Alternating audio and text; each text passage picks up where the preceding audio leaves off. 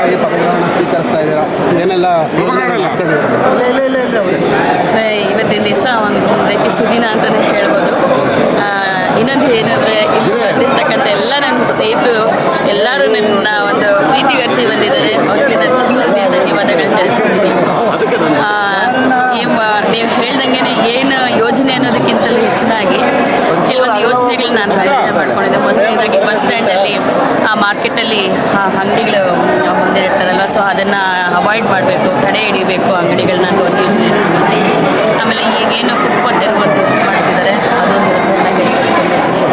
ಅದೇ ರೀತಿ ಮುಂದೆ ನೀರಿನ ಸಮಸ್ಯೆ ದೊಡ್ಡಬಳ್ಳಾಪುರದಲ್ಲಿ ಬರಬೇಕು, ಏನಾದರೂ ವ್ಯವಸ್ಥಿತವಾಗಿ ಇದು ಮಾಡಬೇಕು ಅಂತೇಳಿ ನಾನು ಯೋಜನೆ ರೂಪಿಸ್ಕೊಂಡಿದ್ದೆ. ಮೇಡಮ್, ಈಗ ರಾಜ್ಯದಲ್ಲಿ ಬರ ಇದೆ, ನೀವು ಈಗ ದೊಡ್ಡಬಳ್ಳಾಪುರದಲ್ಲೂ ಕೂಡ ನೀರಿನ ಸಮಸ್ಯೆ ಬಹಳ ದಿನಗಳಿಂದ ಐತೆ. ಅದನ್ನು ಯಾವ ರೀತಿ ನಿರ್ವಹಣೆ ಮಾಡ್ತೀರಾ ಮೇಡಮ್?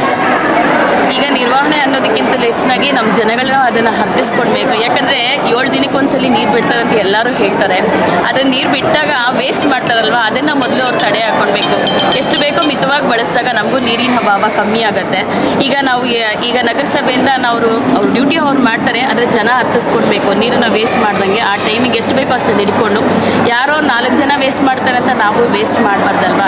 ಹಾಗಾಗಿ ಜನನೂ ಅರ್ಥಿಸ್ಕೊಡ್ಬೇಕು. ಅದಕ್ಕೇನು ಬೇಕೋ ನಾವು ಮಾರ್ಗ ಹುಡುಕ್ತೀವಿ. ಯಾಕಂದರೆ ಎಲ್ಲ ಕಡೆ ನೀರಿನ ಅಭಾವ ಇರುತ್ತಲ್ವ.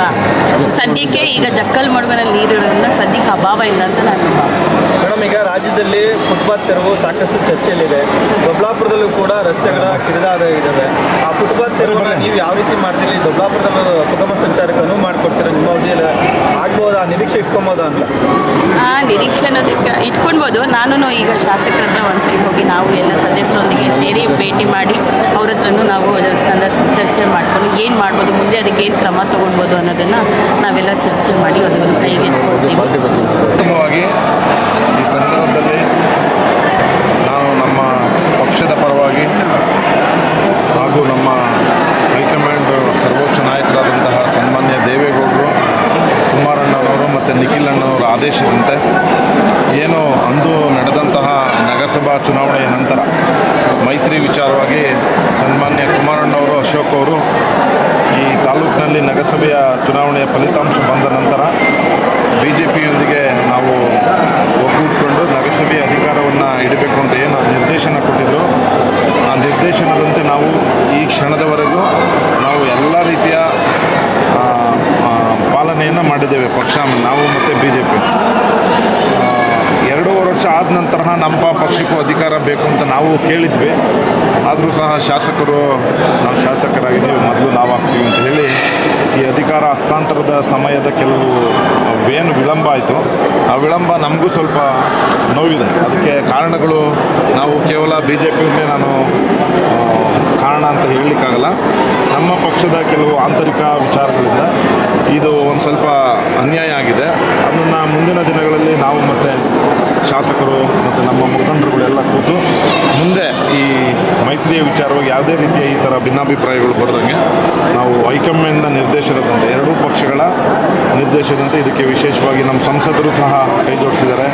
ನಮ್ಮ ಜಿಲ್ಲಾಧ್ಯಕ್ಷರಂಥ ಮಂಜಣ್ಣನವರು ಸಹ ಅವರು ಶ್ರಮ ಹಾಕಿದ್ದಾರೆ. ವಿಶೇಷವಾಗಿ ನಮ್ಮ ನಿಖಿಲ್ ಅಣ್ಣನವರು ಮತ್ತು ಕೃಷ್ಣಾರೆಡ್ಡಿಯವರು ಈ ನಗರಸಭಾ ವಿಷಯಕ್ಕೆ ಬಹಳ ಒತ್ತು ಕೊಟ್ಟು ನಮ್ಮ ಪಕ್ಷಕ್ಕೆ ಈ ನಗರದಲ್ಲಿ ಇತಿಹಾಸದಲ್ಲಿ ಮಹಿಳೆಯರಿಗೆ ಈ ಟರ್ಮು ಮಹಿಳೆಯರದೇ ಕಾರೋಬಾರ ಆಗೋಯಿತು. BJPಯಲ್ಲಿ ಮೊದಲನೇ ಬಾರಿಯಾದಾಗೂ 3 ಜನ ಅಧ್ಯಕ್ಷರುಗಳು ಆದರೂ ಕೆಲವು ಬೇರೆ ಅಧಿಕಾರಿಗಳು ಸಹ ಈ ನಗರಸಭೆ ಚುನಾವಣೆ ಅವಧಿಯಲ್ಲಿ ಅನುಭವಿಸಿದ್ದಾರೆ.